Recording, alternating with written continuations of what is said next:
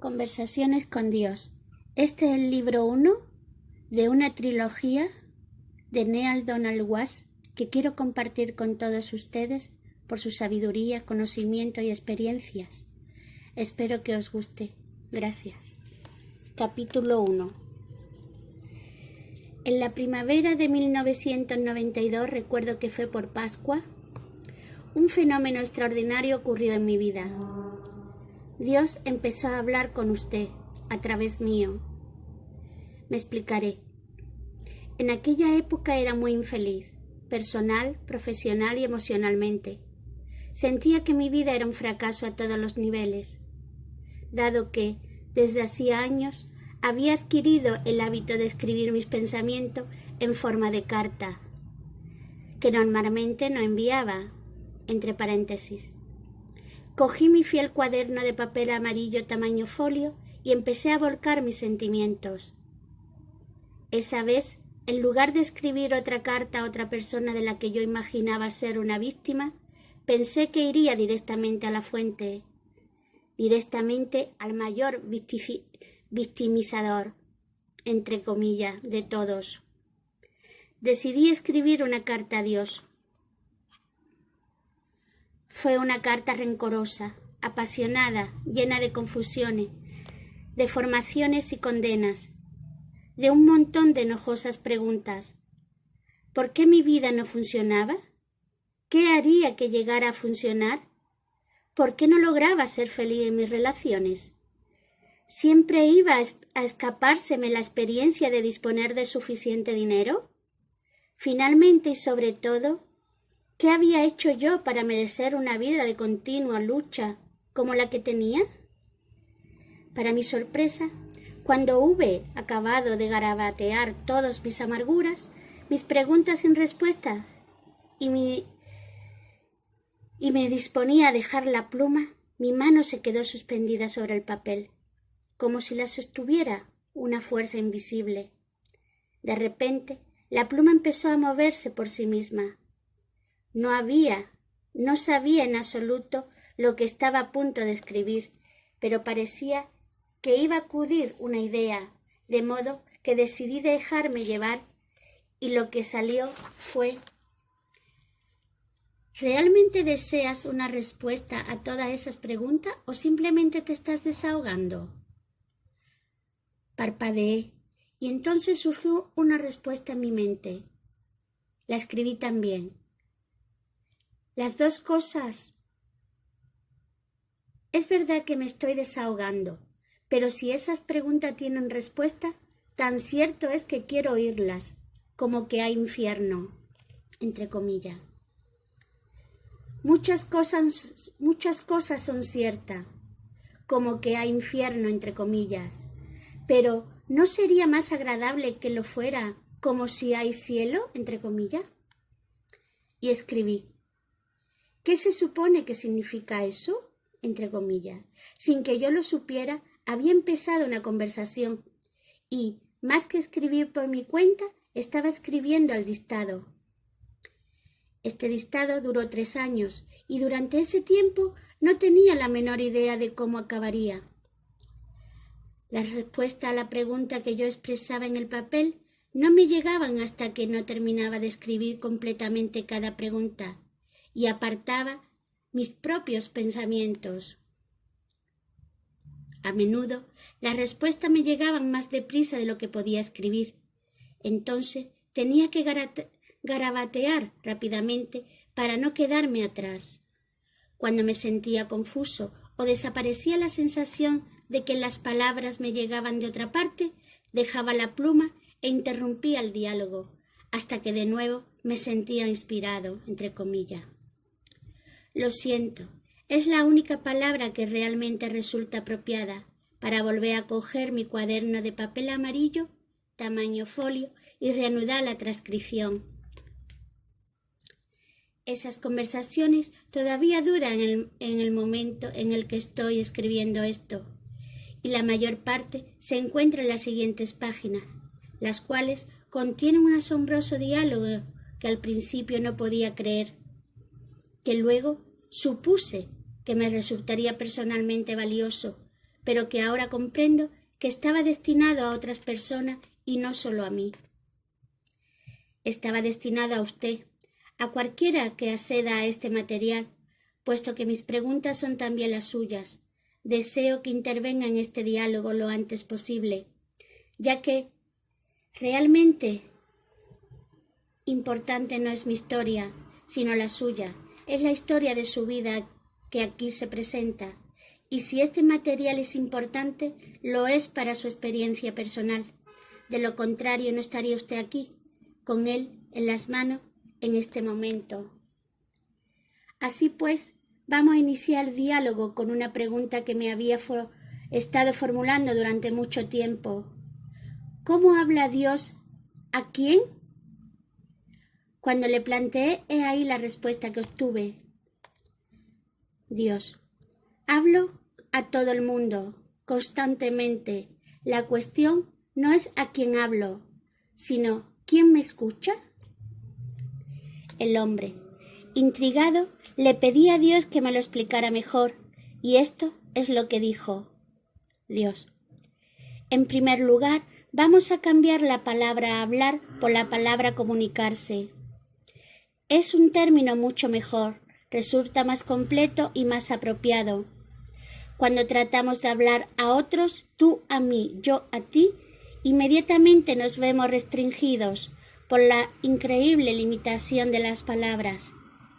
Por esta razón, no me comunico únicamente con palabras, en realidad rara vez lo hago. Mi modo usual de comunicarme es por medio del sentimiento. El sentimiento es el lenguaje del alma. Si quieres saber hasta qué punto algo es cierto para ti, presta atención a lo que siente al respecto. A veces los sentimientos son difíciles de descubrir y con frecuencia aún más difíciles de reconocer. Sin embargo, en tus más profundos sentimientos se oculta tu más alta verdad. El truco está en llegar a dichos sentimientos. Te mostraré cómo, de nuevo, si tú quieres. El hombre. Le dije a Dios que sí quería, pero que en ese momento deseaba aún más una respuesta completa y detallada a mi primera pregunta. He aquí lo que Dios me dijo. Dios. También me comunico con el pensamiento. El pensamiento y el sentimiento no son lo mismo, aunque pueden darse al mismo tiempo. Al comunicarse con el pensamiento, a menudo utilizo imágenes. Por ello, los pensamientos resultan más efectivos como herramienta de comunicación que las simples palabras. Además de los sentimientos y pensamientos, utilizo también el vehículo de la experiencia, que es un magnífico medio de comunicación. Y finalmente, cuando fallan los sentimientos, los pensamientos y la experiencia, utilizo la palabra. En realidad, las palabras resultan el método de comunicación menos eficaz. Están más sujetas a interpretaciones equivocadas y muy a menudo a malentendidos. ¿Y eso por qué? Pues debido a lo que son las palabras. Estas son simplemente expresiones, ruidos que expresan sentimientos, pensamientos y experiencias. Son símbolos, signos, insignias. No son la verdad, no son el objeto real. Las palabras le pueden ayudar a uno a entender algo. La experiencia le permite conocerlo. Sin embargo, hay algunas cosas que uno no puede experimentar. Por eso, os he dado otras herramientas de conocimiento. Son las llamadas sentimientos y también los pensamientos. La suprema ironía del asunto es que vosotros hayáis dado tanta importancia a la palabra de Dios y tan poca a la experiencia.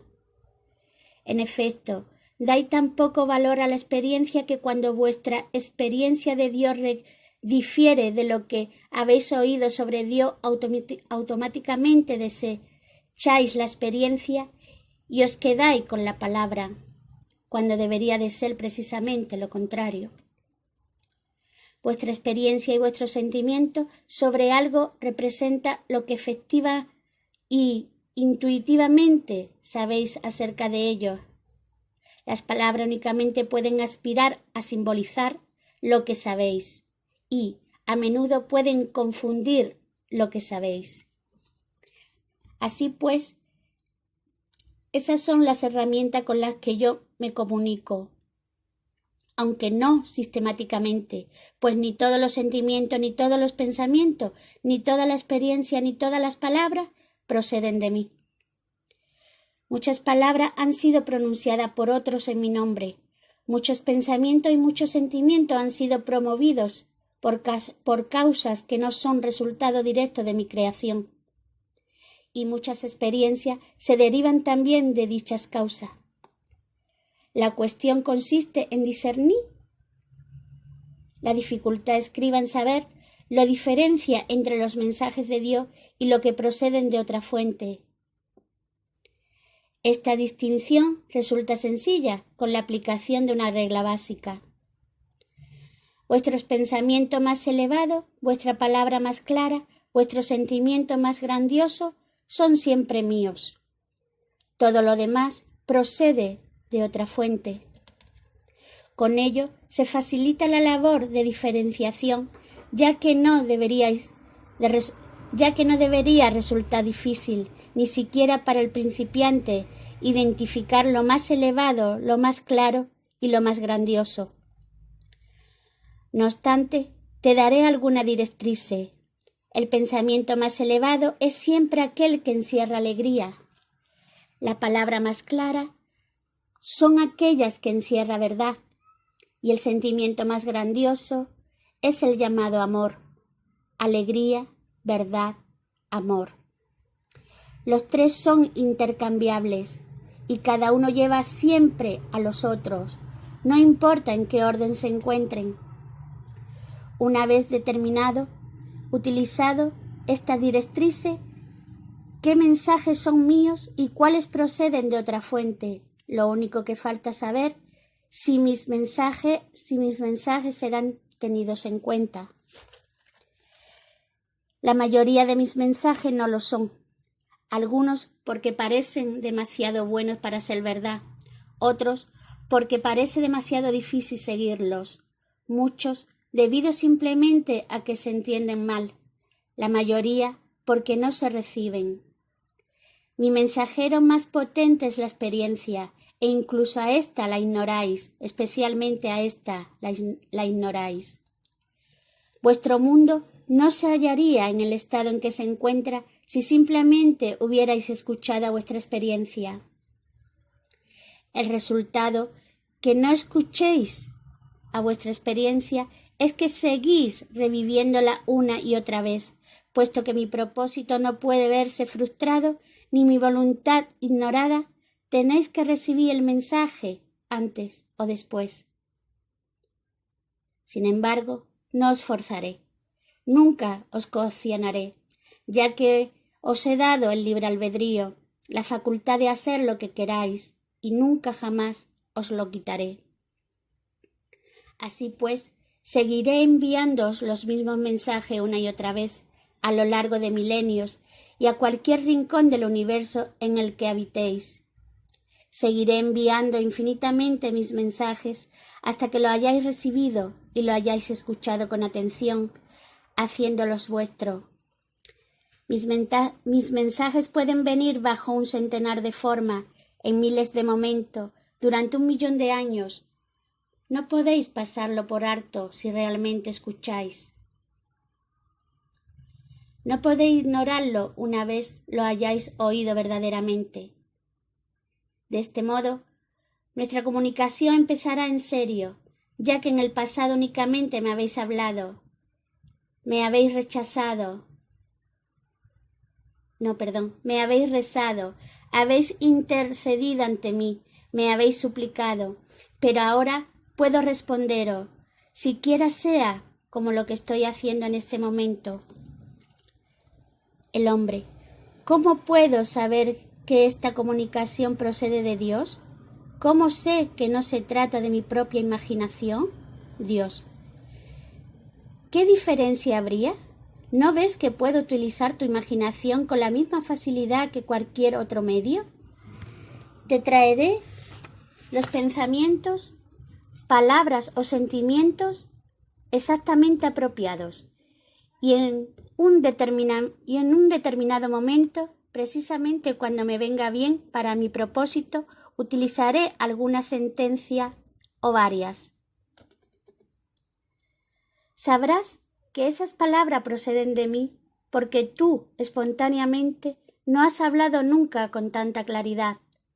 Si hubieras hablado ya con claridad de tales asuntos, no te preguntarías acerca de ellos. El hombre. ¿Con quién se comunica Dios? ¿Se trata de personas especiales en momentos especiales? Dios. Todo el mundo es especial y todos los momentos son buenos. No hay ninguna persona que sea más especial que otra, ni ningún momento que sea más especial que otro. Mucha gente decide creer que Dios se comunica de maneras especiales y únicamente con personas especiales. Esto libera a las masas de la responsabilidad de escuchar mi mensaje y, aún más, de aceptarlo. Esa es otra cuestión, entre paréntesis. Y le permite quedarse con lo que dicen otros. No tenéis que escucharme, puesto que ya habéis decidido que otros me han oído acerca de todos los asuntos, y tenéis que oírles a ellos.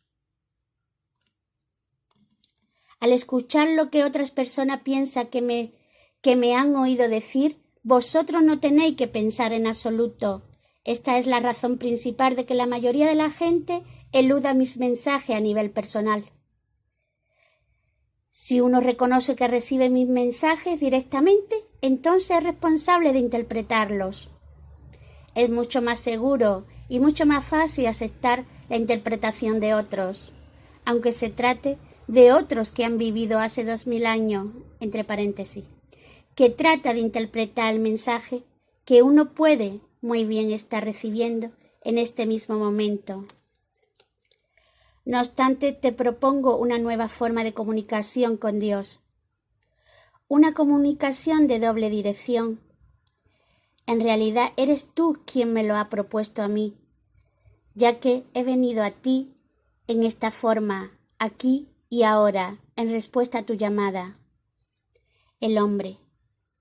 ¿Por qué algunas personas como, por ejemplo, Jesucristo, parecen escuchar más lo que tú comunicas que otras? Dios.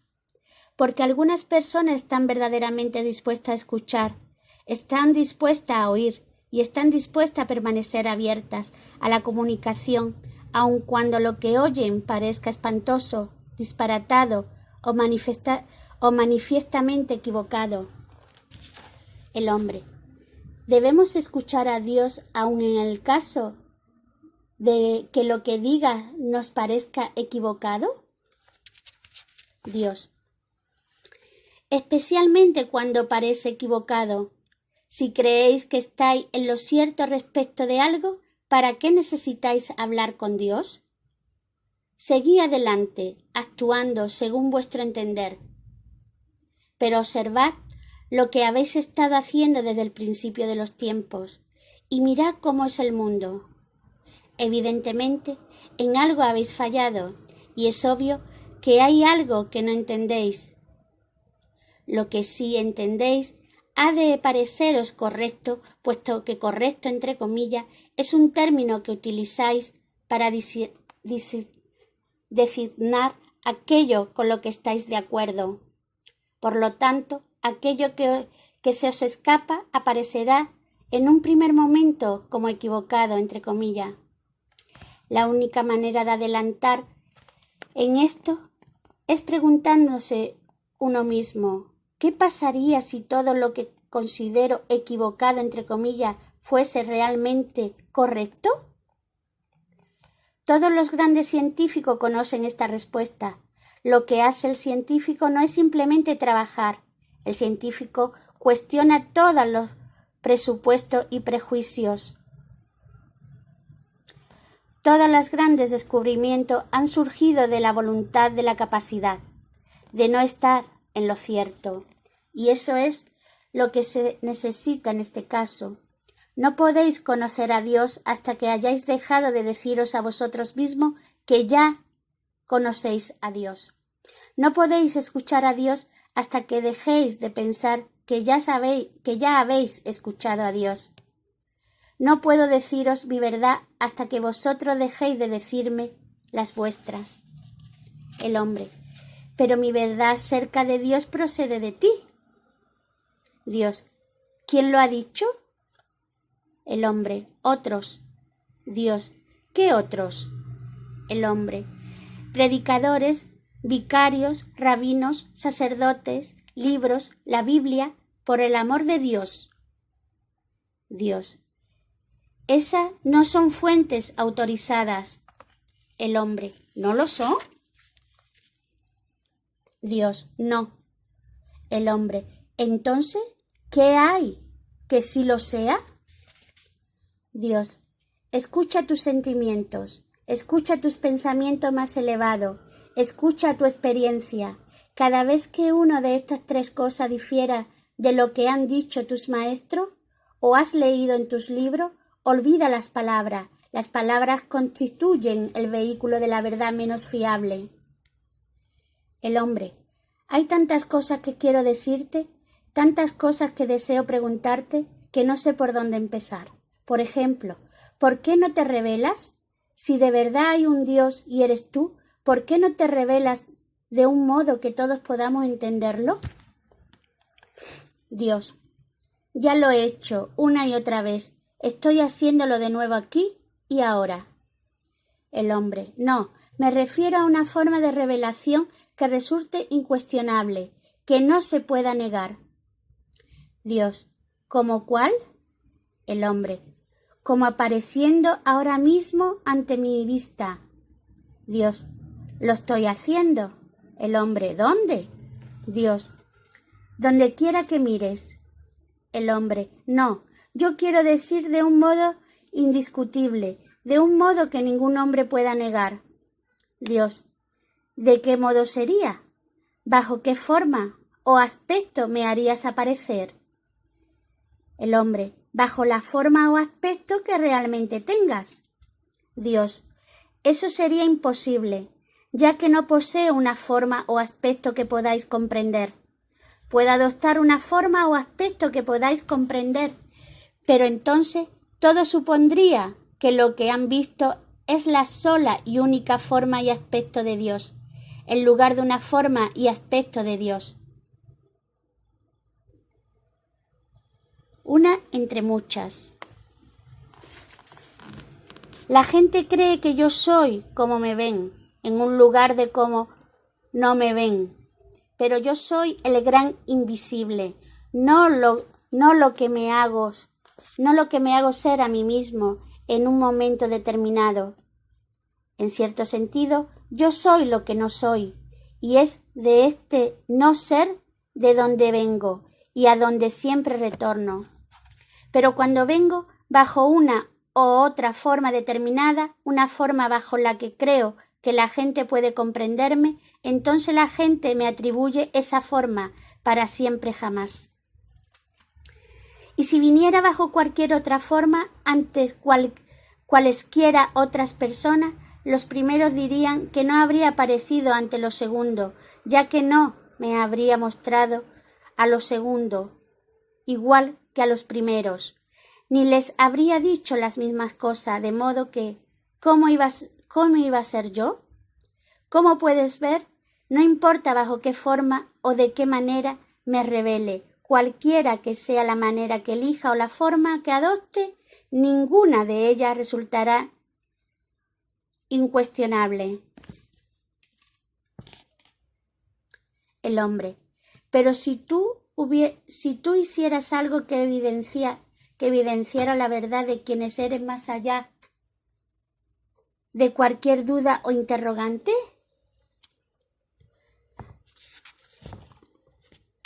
habría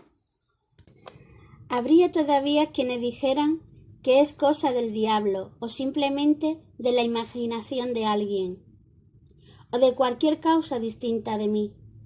Si me revelara como Dios Todopoderoso, el Rey de los cielos y de la tierra, y moviera montañas para demostrarlo, habría quienes dirían, debe ser cosa de Satanás, entre comillas. Y eso es lo que sucedería, puesto que Dios no se revela a sí mismo por o a través de las observaciones externas, sino de la experiencia interna. Y cuando la experiencia interna ha revelado al propio Dios, la observación externa resulta innecesaria. Y cuando la observación externa es necesaria, entonces no resulta posible la experiencia interna. Así pues, si se pide la revelación, entonces no puede darse, puesto que el acto de pedir constituye una afirmación de que aquella falta, de que no se está revelando nada de Dios. Esta afirmación produce la experiencia, ya que vuestro pensamiento sobre algo es creador y vuestra palabra es productora, y vuestro pensamiento y vuestra palabra juntos resultan magníficamente eficaces en tanto dan origen a vuestra realidad. Por lo tanto, experimentaréis que Dios no se ha revelado, ya que si lo hubiera hecho, no se lo pediríais. El hombre. ¿Significa eso que no puedo pedir nada que desee? ¿Me estás diciendo que rezar por algo en realidad aleja ese algo de nosotros?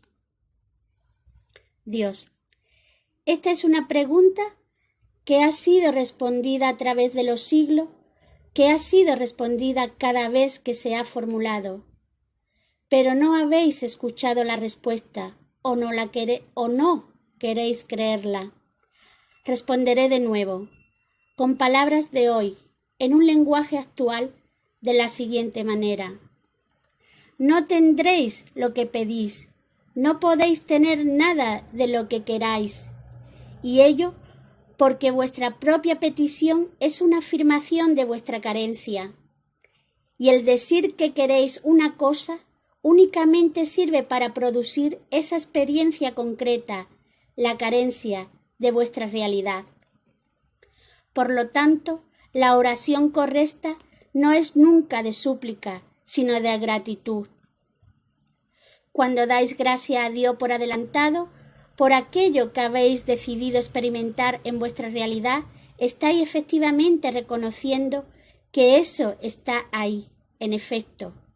La gratitud es, pues, la más poderosa afirmación dirigida a Dios, una afirmación a la que yo habré contestado incluso antes de que me la formuléis. Así pues, no supliquéis nunca, antes bien agradecer. El hombre. Pero, ¿qué ocurre si yo agradezco algo a Dios por adelantado y luego eso no aparece nunca? Eso podría llevar al desencanto y la amargura. El Dios. La gratitud no puede utilizarse como una herramienta con la que manipular a Dios. Un mecanismo con el que engañar al universo. No podéis mentir a vosotros mismos. Vuestra mente sabe la verdad de vuestros pensamientos. Si decís gracias, Dios mío, por esto y lo otro, entre comillas, y al mismo tiempo está claro que eso no está en vuestra realidad presente, estáis suponiendo que Dios es menos claro que vosotros y, por lo tanto, produciendo esa realidad en vosotros. Dios sabe lo que vosotros sabéis, y lo que vosotros sabéis es lo que aparece en vuestra realidad. El hombre. Pero entonces, ¿cómo puedo estar realmente agradecido por algo si sé que eso no está presente? Dios. Fe. Si tienes, aunque solo sea la fe equivalente a un grano de mostaza, moverás montañas. Sabrás que eso está presente porque yo digo que está presente, porque yo digo que incluso antes de que me preguntes habré respondido, porque yo digo y os he dicho de todas las maneras concebibles a través de cualquier maestro que me puedas mencionar, que sea lo que queráis, Si lo queréis en mi nombre, así será.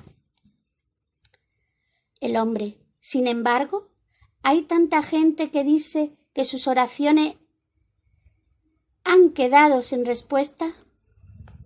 Dios, ninguna oración y una oración no es más que una ferviente afirmación de lo que ya es. Queda sin respuesta.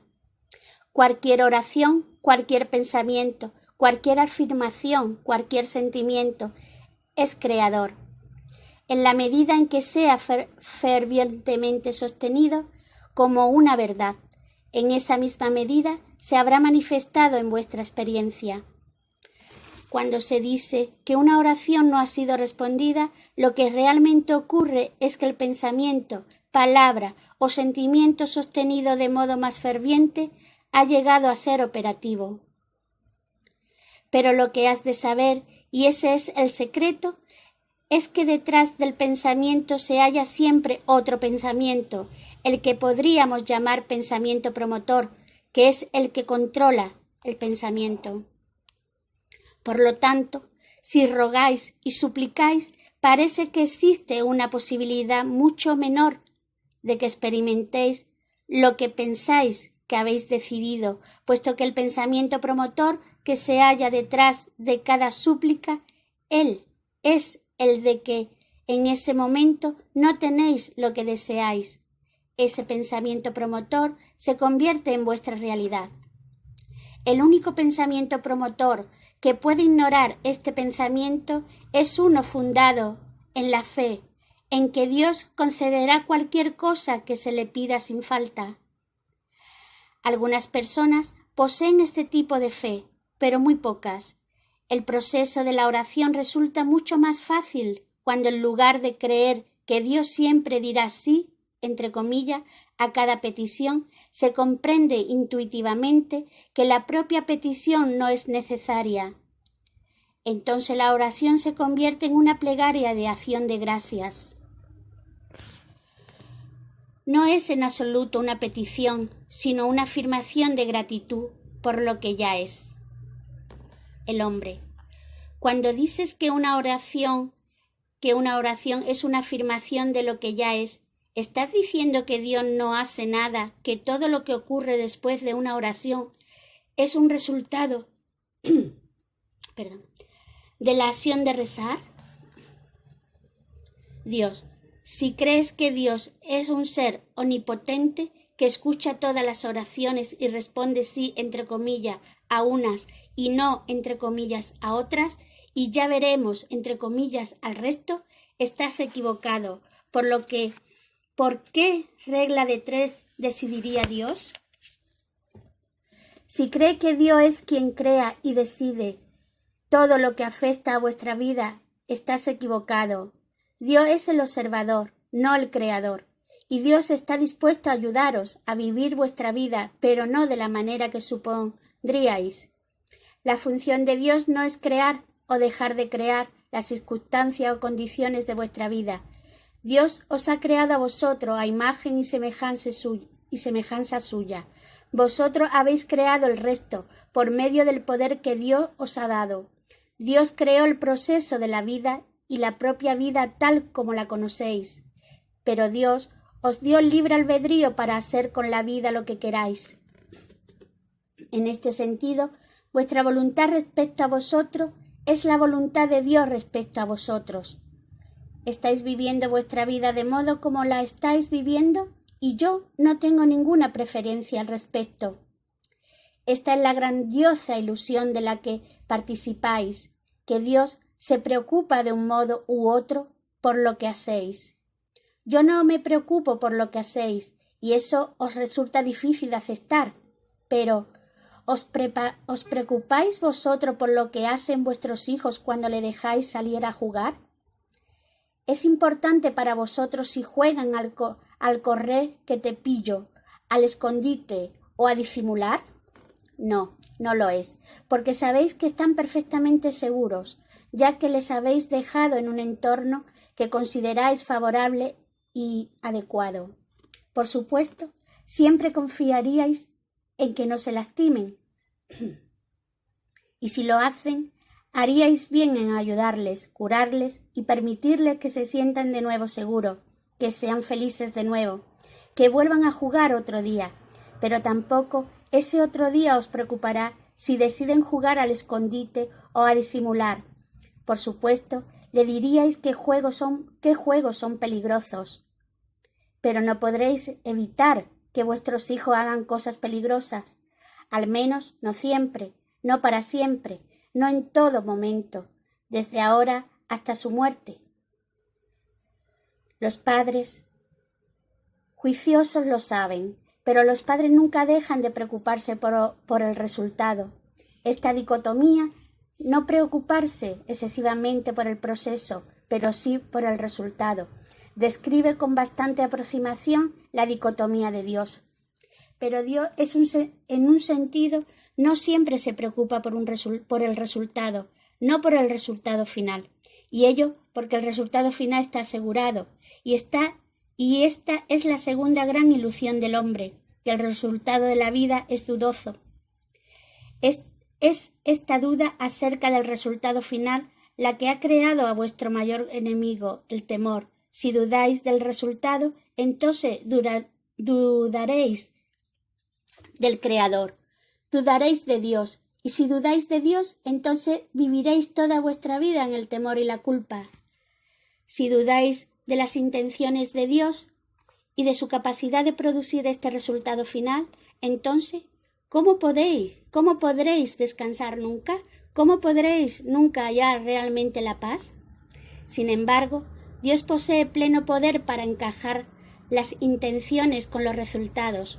No podéis ni queréis creer en ello, aunque afirméis que Dios es todopoderoso, y en consecuencia habéis de crear en vuestra imaginación un poder igual a Dios, en el fin de encontrar una manera de que la voluntad de Dios se vea frustrada. Así habéis creado en vuestra mitología el ser al que llamáis el diablo, entre comillas. Incluso habéis imaginado a Dios en guerra con ese ser, pensando que Dios resuelve sus problemas del mismo modo que vosotros, entre paréntesis. Por fin, habéis imaginado realmente que Dios podría perder esa guerra. Todo esto viola lo que decís que sabéis acerca de Dios, pero eso no importa. Vivís vuestra ilusión y de este modo sentís vuestro temor debido a vuestra decisión de dudar de Dios.